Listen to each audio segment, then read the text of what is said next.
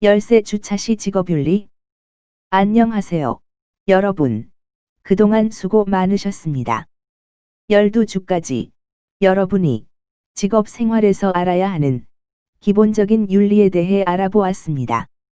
열쇠주 연례 주차 시에는 여러분의 기말고사를 위해 기말 수업 특강으로 진행하겠습니다. 수업 내용은 시험에 나오는 문제 위주로 구성하였으니 집중해서 들어주세요. 열쇠주 연례주 수업을 열심히 들으신다면 100점을 기대하셔도 좋습니다.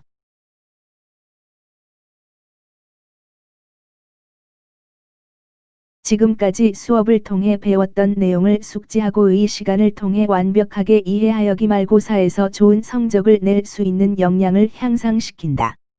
1. 직업윤리의 의미. 다음 직업윤리 덕목을 꼭 기억하세요. 한국인들은 중요한 직업윤리, 근로윤리, 덕목으로 다음과 같은 덕목을 강조한다. 책임감, 성실함, 정직감, 신뢰성, 창의성, 협동성, 청렴함. 다음 설명을 들으며 직업윤리에 대해 생각해 보세요. 직업윤리의 의미. 직업윤리란 개인 윤리를 바탕으로 각자가 직업에 종사하는 과정에서 요구되는 특수한 윤리규범이다. 기본적으로는 직업윤리도 개인 윤리의 연장선이라 할 수 있다. 개인 윤리의 기본 덕목인 사랑, 자비 등과 방법론상의 이념인 공동발전의 추구, 장기적 상호이익 등의 기본은 동일하다고 하겠다. 그러나 인간 행복을 위한 기본적 가치를 중심으로 관계를 이루는 사람 사이의 윤리 관계에 비하여 좀 더 전문화된 분업체계로서의 직업이라는 특수 상황에서 요구되는 별도의 덕목과 규범이 있게 마련이다. 사람은 사인으로서의 입장과 공인의 입장인 직업인으로서의 입장이 합해져 한 사람의 개인적 인격을 구성한다. 우리 모두는 공사의 구분, 동료와의 협조, 전문성, 책임감, 사회적 책임 등 직업윤리의 확립을 통해 존경받는 인간으로서의 인격을 완성하고 사회 발전에 기여할 수 있다. 모든 사람은 직업의 성격에 따라 각각 다른 직업윤리를 가질 수밖에 없다. 고도화된 현대사회에서 직업인으로서 지켜야 할 윤리에는 사회 시스템 전체의 관계를 규정하고 질서를 유지시키는 공통 보편적 윤리와 그러한 사회를 구성하는 개체로서 각자의 목적 달성을 위해 노력하는 기업 단체 등 특정 조직체 내부 구성원 간의 관계를 규정하고 효율을 도모하는 특수 윤리가 있다. 직업에 종사하는 현대인으로서 누구나 공통적으로 지켜야 할 윤리 기준을 직업윤리라고 한다. 현대인은 필연적으로 직장이라고 하는 특정 조직체에 소속되어 동료들과 협력하여 공동으로 업무를 수행하지 않으면 안 된다. 직업윤리가 강조되는 것은 직업적 활동이 개인적 차원에만 머무르지 않고 사회 전체의 질서와 안정 그리고 발전에 매우 중요한 역할을 수행하기 때문이다. 어느 나라의 직업윤리의 수준이 낮을 경우 경제 행위의 근간이 되는 신뢰성이 결여되어 국가 경쟁력을 가질 수 없으며 경제 발전 또한 이룰 수 없게 될 것이다. 다음 주어진 상황을 잘 듣고 무엇을 강조하는 내용인지 생각해 보세요. 더글라우스와 보잉사의 대결. 1960년 세계적인 항공기 제작사인 더글라스와 보잉은 최초의 제트 여객기인 DC-8을 이스턴 항공사에 팔기 위해 경합을 벌이고 있었다. 이스턴 항공사의 사장인 에디 리켄베이커는 도널드 더글러스 사장에게 편지를 하여 더글라스사가 DC-8 항공기에 대해 작성한 설계 명세서나 요구 조건은 보잉사와 매우 흡사하다. 다만 소음 방지 장치가 미흡하다고 전했다. 그리고 나서 리켄베이커는 더글라스사가 보잉사보다 더 우수한 장치를 달아주겠다는 약속을 할 수 있는지 마지막으로 더글라스 씨에게 물어보았다. 더글라스 씨는 이 같은 편지를 보냈다. 이스턴 항공사의 에디 리켄베이커 씨에게 우리 회사의 기술자들이 조사해 본 결과 소음 장치에 대한 약속은 할 수 없음을 알려드립니다. 리켄베이커 씨는 다음과 같은 내용의 답신을 보냈다. 더글라스사의 도널드 더글러스 씨. 나는 당신이 그 약속을 할 수 없다는 것을 알고 있었습니다. 나는 당신이 얼마나 정직한지를 알고 싶었습니다. 이제 1억 3,500만 달러 상당의 항공기를 주모하겠습니다. 마음 놓고 소음을 최대한 줄여보도록 노력만 해주십시오. 근면한 태도. 근면한 태도의 중요성을 생각해 보세요. 근면의 의미. 성공도 실패도 하나의 버릇에서 온다. 라는 유대인의 속담이 있다. 이는 근면함이 인생에 있어서의 성공을 이끌어낸다는 말이다. 근면하기 때문에 성공한 사람은 있어도 게을러서 성공했다는 사람의 이야기는 동서고금을 막론하고 들어본 적이 없다. 물론 근면한 것만으로 성공할 수 있다는 얘기는 아니지만 근면한 것은 성공을 이루게 되는 기본 조건임에 분명하다. 탈무드에는 이 세상에서 가장 한심한 것은 할 일이 없는 것이다. 라는 말이 나온다.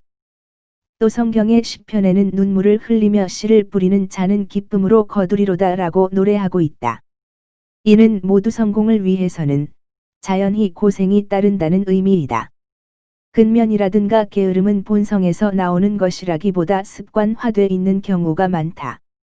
물론 어렸을 때의 가정환경이나 가정교육, 학교교육도 커다란 영향력을 미친다. 인간의 본성은 괴로움을 피하고 편한 것을 향하기 마련이다. 그러나 근면이 주는 진정한 의미를 알고 힘들지만 노력하는 태도를 길러야 할 것이다. 다음 내용을 듣고 외부로부터 강요당하는 근면과 자기 스스로 하는 근면을 구분할 수 있도록 하세요. 근면의 종류. 근면에는 두 종류가 있다. 1. 외부로부터 강요당하는 근면. 2. 스스로 자진해서 하는 근면. 가난한 시절 논밭이나 작업장에서 오랜 시간 동안 열악한 노동 조건 하에서 기계적으로 일을 하던 것을 삶을 유지하기 위한 필요에 의해서 강요되어진 근면이었다. 그렇지 않으면 생계를 유지할 수가 없었기 때문이었다. 이러한 근면은 외부 조건으로부터 강요되어진 것이다. 한때 중국이나 동남아시아의 농민들은 선진국 사람들의 강요에 의해 기가 막힐 정도로 오랜 시간을 논밭에 매달려 허덕이며 일을 했다. 그러나 생활이 향상되지 않은 이유는 그것이 외부로부터 강요당하여 일을 한 때문이다. 샐러리맨들이 잔업까지 해가며 허덕거리는 것 역시 외부로부터 강요된 근면이다. 이와 같은 근면은 외부로부터의 압력이 사라져버리면 아무것도 남지 않게 된다. 하지만 이를 자진해서 하는 근면은 자신의 것을 창조하며 조금씩 자신을 발전시켜 나가게 된다. 그리고 시간의 흐름에 따라 자아를 확립시켜 가게 되는 것이다. 외국어를 공부하는 것을 예로 들면 꾸준히 매일의 학습 정도를 계획에 맞추어 진행하면 일정한 기간이 지난 후 놀라울 정도의 실력을 갖추게 된다. 외부 조건으로부터 강요에 의해서가 아닌 자진해서 하는 근면에는 능동적이며 적극적인 태도가 우선시되어야 한다. 직장 생활에서 우리가 경험하기 쉬운 심리적 갈림길은 능동적이며 적극적인 태도로 일을 많이 할 것인가 아니면 수동적이며 소극적인 태도로 일을 적게 할 것인가 하는 문제 앞에서 느끼는 망설임이다. 자기 사업을 하는 사람 또는 성과에 따라서 보수의 액수가 결정되는 세일즈맨의 경우는 대개 능동적이며 적극적인 자세로 일을 하게 되지만 일정한 봉급을 받기로 되어 있는 일반 직장의 경우에는 일을 적게 하고 싶은 충동을 느끼는 사람들이 많다.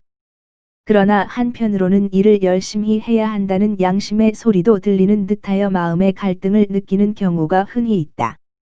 일반적으로 우리는 일을 많이 하고 싶은 욕망보다는 편히 쉬고 싶은 욕망을 느낄 때가 많다.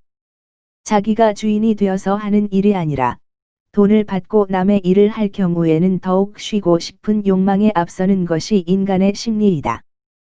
현대 사회는 노동을 상품으로 인식하여 자신들의 노동을 비싼 값에 팔아야 한다는 관념이 확산되어 있다.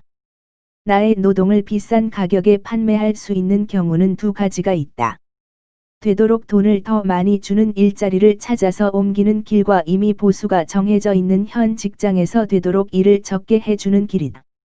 돈을 많이 주는 일자리를 찾는 것이 쉽지 않은 일이므로 비교적 실천하기 쉬운 것은 둘째 길이다.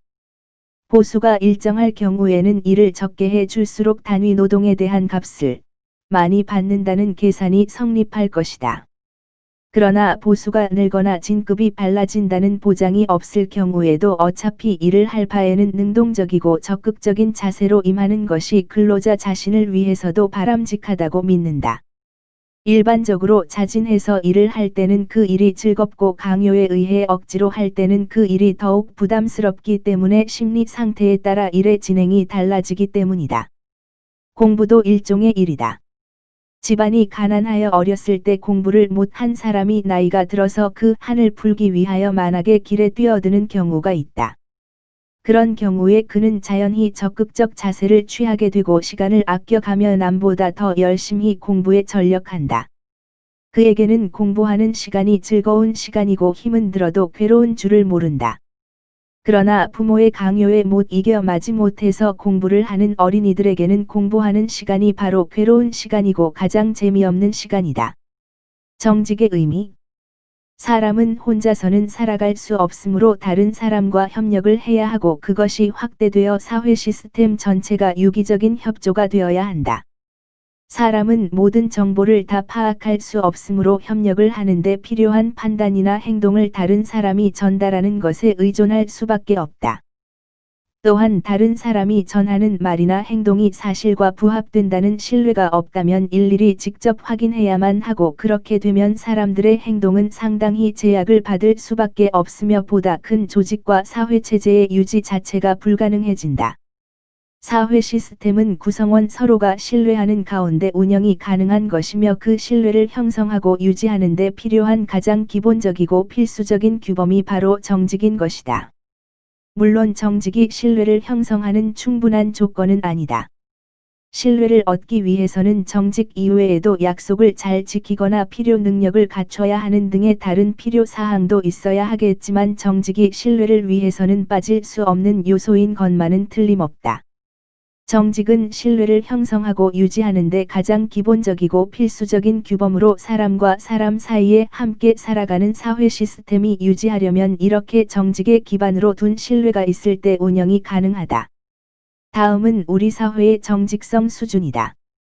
정직성이 나라에 미치는 영향을 살펴보자. 우리나라는 국가 경쟁력을 높이기 위해 정직성 수준을 높일 필요성이 있다. 우리 사회의 정직성은 아직까지 완벽하지 못하다. 거센 역사의 소용돌이 속에서 여러 가지 부당한 핍박을 받은 경험이 있어서 그럴 수도 있지만 원칙보다는 집단 내의 정과 의리를 소중히 하는 문화적 정서도 그 원인이라 할 수 있다. 또한 부정직한 사람이 정치인도 되고 대통령도 되고 기업인도 되고 사회적으로 성공하는 등의 이상한 현상으로 인하여 정직한 사람이 어리석어 보이는 측면도 무시할 수 없다. 정직은 사람과 사람이 협력하는 데 필요한 가장 기본적인 규범이기 때문에 거짓말하는 사람은 정상인 대우를 해주지 않는다는 사회적 인식과 믿음을 굳혀야 한다. 정직은 정보사회에서는 더욱 필요 불가결하다. 정보에서 정직이 빠지면 정보사회가 성립되겠는가? 정직함이 몸에 배인 사람은 조급하거나 가식적이지 않다. 정직한 사람은 숨길 것도 두려울 것도 없다. 그들의 삶은 열린 책과도 같다. 정직함을 지닌 사람은 또한 자신의 삶을 올바른 방향으로 이끌 수 있는 생각과 시각을 지니고 있다. 돈으로 계산할 수 없는 큰 재산. 그것은 신뢰라는 자산이다. 정직한 사람만이 신뢰를 얻을 수 있으며 신뢰는 돈보다 더 중요한 자산임을 잊지 말자. 우리나라의 정직성 수준은 아직 완벽하지 못하다. 우리나라의 국가 경쟁력을 높이기 위해서는 개개인의 정직성 수준부터 높여야 한다. 성실한 자세. 다음 성실의 의미란 어떠한 마음인지 깊이 생각하고 그 뜻을 다시 한번 새겨보세요. 성실의 의미. 최고보다는 최선을 꿈꾸어라 라는 말은 어릴 때부터 어른들에게 수없이 들어온 얘기 가운데 하나인 성실의 중요성을 나타낸다. 그것은 삶의 경험에서 나오는 자연스러운 진리이다. 성실은 기본이기도 하지만 세상을 살아가는 데 있어 가장 큰 무기이기도 하다. 아무리 뛰어나더라도 성실이 뒷받침되지 못하면 그 관계는 오래갈 수 없고 신뢰는 깨어진다. 천재는 1%의 영감과 99%의 노력으로 만들어진다고 하지 않는가? 성실만 뒷받침된다면 1% 모자란 부분은 그리 중요하지 않다. 조직에서도 마찬가지다. 조직의 리더가 조직 구성원에게 원하는 첫째 요건이 바로 성실성이라고 한다. 즉 성실은 조직 생활에서 가장 큰 무기가 될 수 있는 것이다.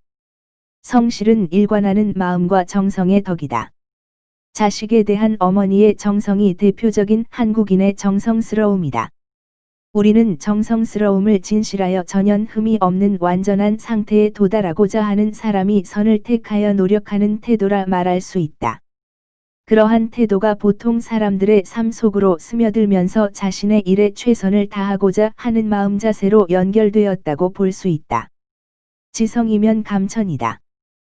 혹은 진인사대천명 등의 말은 인간으로서 자신이 할 수 있는 모든 노력을 경주하고자 하는 정성스러움을 함축하고 있다. 성실한 사람과 성실하지 못한 사람의 차이의 내용을 듣고 성실한 사람이 갖는 태도를 생각해 보세요. 어떠한 종류의 직업에 종사하는 경우든 정직하고 성실한 태도로 일하는 사람들이 국가와 사회에 이바지하는 바가 크다.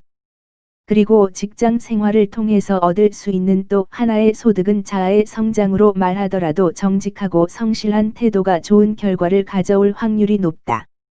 그럼에도 불구하고 우리나라의 직업인들 가운데 부정직하고 불성실한 태도로 종사하는 사람들이 많은 까닭은 돈벌이의 목적을 위해서는 정직과 성실성이 오히려 불리한 결과를 가져온다는 계산 때문이다. 비록 돈벌이에서 손해를 본다 하더라도 국가와 사회에 이바지하는 바가 크고 자아의 성장을 위해서도 바람직한 정직과 성실의 길을 택해야 한다는 것이 교과서적으로는 옳은 주장일 것이다.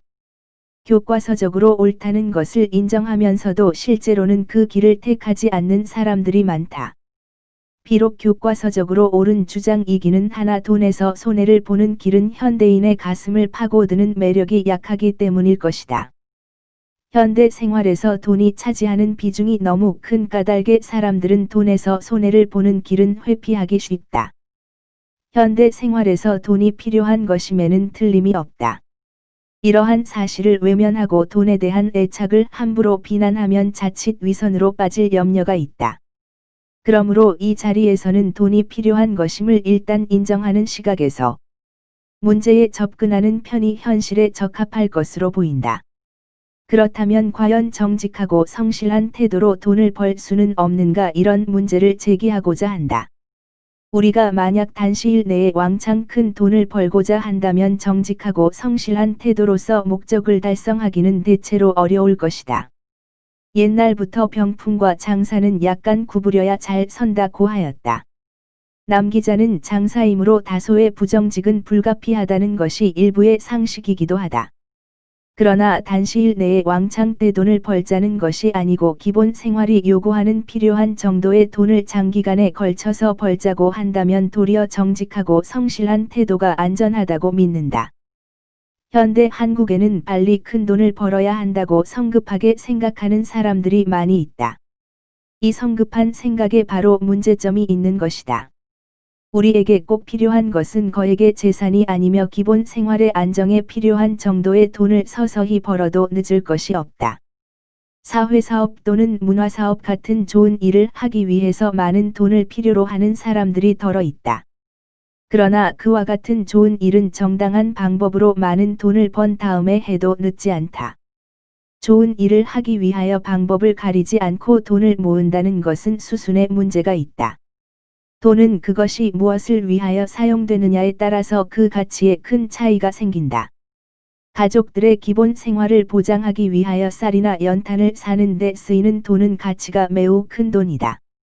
어린이들의 교과서와 학용품을 구하는 데 사용되는 돈도 매우 귀중한 돈이며 꼭 필요한 병원 치료를 받기 위하여 쓰이는 돈도 매우 값진 돈이다. 그러나 유흥에 사용되는 돈, 값비싼 옷이나 가구를 구입하는 데 사용되는 돈은 가치가 적은 돈이다. 가치가 적은 사치나 낭비에 필요한 거액의 돈을 단시일 안에 벌기 위해서는 비상수단에 호소해야 할 경우가 많다. 그 비상수단은 사기나 횡령과 같이 법을 어기는 행위일 수도 있고 요행을 바라는 투기일 수도 있어서 자칫하면 패가망신할 위험성을 안고 있다. 그러나 기본 생활에 쓰이는 가치 있는 돈은 반드시 거액일 필요가 없는 까닭에 그것을 얻기 위하여 굳이 범법이나 투기를 감행할 필요는 없다. 정직하고 성실한 태도를 가지고는 기본 생활에 필요한 정도의 그리 많지 않은 돈을 버는 일조차도 매우 어렵다고 생각하는 사람이 있을지 모른다. 어떤 특수한 사정으로 인하여 정직하고 성실한 태도로는 살아가기 어려운 사람이 덜어 있다는 사실을 부인하기는 어려울 것이다. 집에 중환자가 있거나 실직을 했거나 그 밖에 어떤 불행한 처지에 놓인 사람의 경우에는 정직과 성실의 덕만으로 문제가 해결되지 않을 수 있다. 그러나 이러한 경우에도 법을 어기거나 그 밖에 어떤 모험을 통해 문제가 풀릴 가능성은 희박하다. 이처럼 특수한 경우에 관한 문제는 사회 제도의 개선 또는 정책적 배려를 요구하는 문제이므로 우리가 지금 고찰하고 있는 직업을 대하는 올바른 태도의 문제와는 차원이 다르다고 보아야 할 것이다. 지금 우리가 다루고 있는 문제는 직업을 가지고 있는 사람에 관한 문제이다. 직업을 가지고 있는 사람이라면 정직하고 성실한 노력을 오랫동안 꾸준히 하는 것만으로도 기본 생활의 안정에 필요할 정도의 돈은 벌 수 있다고 믿고 있다. 이러한 믿음을 뒷받침하기 위하여 실제 있었던 실화를 소개하고자 한다. 어느 A의 집에서 멀지 않은 곳에 전파사가 두 집 있었다. 한 집은 간단한 일로 부르는 고객의 집에는 바쁘다는 핑계로 가기를 거부하고 전기의 합선을 고치는 따위의 돈벌이가 됨직한 일만 찾아다녔다. 뿐만 아니라 고객에게 터무니없는 많은 대가를 요구하는 버릇이 있었다. 다른 한 집은 고객의 요청만 있으면 일에 크고 작음을 가리지 않고 곧 달려갔을 뿐 아니라 부당하게 많은 돈을 받는 일도 없었다. 불성실하게 가게를 운영하던 첫째 전파사는 다른 곳으로 이사를 갔거니와 가게를 줄여서 변두리로 나갔다고 하였다. 성실하게 가게를 운영한 둘째 전파사는 동생에게도 기술을 가르쳐서 또 하나의 가게를 낼 수 있을 정도로 성업을 이루었다. 성실한 사람과 성실하지 않은 사람 차이는 돈벌이가 쉬운지 쉽지 않는지 문제에서 많이 일어난다. 단시간에 돈을 벌기 위해서 성실하지 않은 태도로 임하는 경우가 많은데 장기적으로 볼 때에는 성실한 사람이 결국은 성공하게 된다. 오늘 수업한 내용은 시험에 나올 수 있는 내용을 중심으로 구성되었습니다.